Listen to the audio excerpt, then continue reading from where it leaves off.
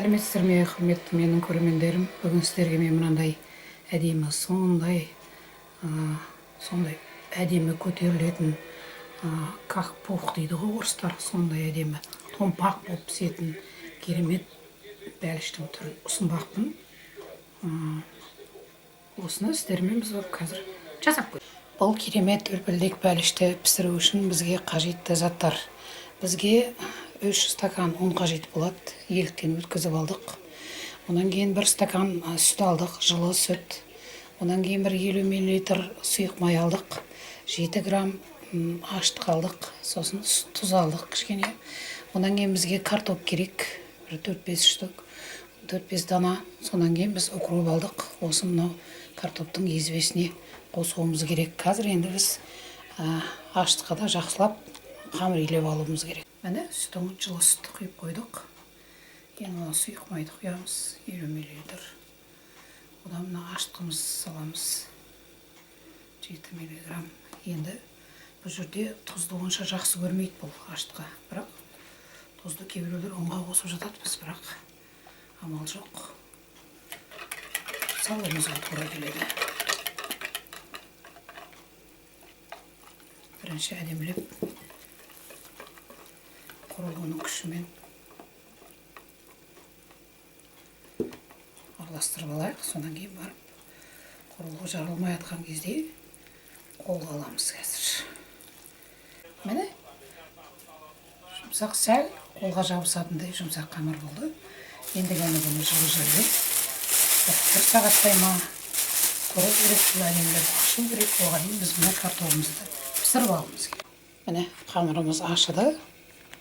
1 сағаттан көп тұрды, қараңыз қандай керемет ашан. Оны біз 2-ге бөлдік. Енді жайып жатырмыз екеуінде. Мынау картоғымыз дайын, картоғымыздың езбесіне укропын кішкентай сары май сүт қосып әдемілеп салмасын дайындап қойдық. Мына стаканның көмегі қазір бізге қажет болады. Енді біз екеуінде осылай жаюымыз керек. Міне қараңыз, мынау салмасында салдық. Ол стаканға торлап алыңыз, үстіне жабатын қып. Енді мынау үстіне келесі қамырды үстіне жабасыз. Сәл басып қойыңыз. Арасында басып қойыңыз. Енді кесіп ала беріңіз енді. Әдемілеп. Артылған қамырдың бәрі артыла берсін, ештеңе жоқ, оның бәрін. Мені қараңыз қандай әдемі болды. Мені қоя беріңіз. Мені дәл осылай келесі қамырды да алыңыз. Мені ол қамыр артылмайды, бәрібір ол қамырды бәрін жаратып жібереміз, бәрін пирожкиге жібереміз. Керемет. Қараңыз, керемет томпақ бауырсақ сияқты әдемі бәліштер болып жатыр. Міне осылай жасай беріңіздер. Міне дайын болған бәліштерімізді әдемілеп мынандай сүлгімен жауып қойыңыз. 10-20 минут тұрсын, ал ол тағы көтерілу керек. Соны көріңіз. Міне үлкейіп жатыр. Пісіруге дайын. Қазір пісіріп аламыз. Міне қазанға да келдік. Әдемілеп қазір көліміздің томпақ болып көтеріліп жатыр.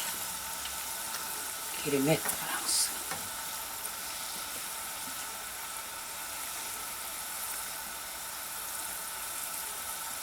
Орташа отта пісіріп жатырмыз. Себебі қатты отта пісірсеңіз қамырыңыз піспей қалуы мүмкін. Сондықтан орташа отта пісіріп жатырмыз.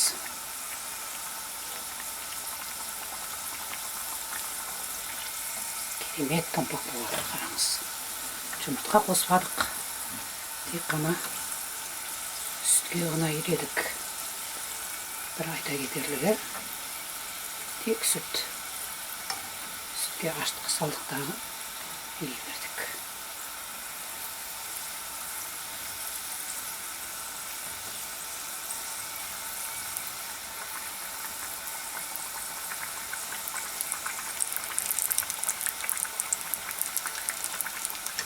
Міне қараңыз, сондай жұмсақ.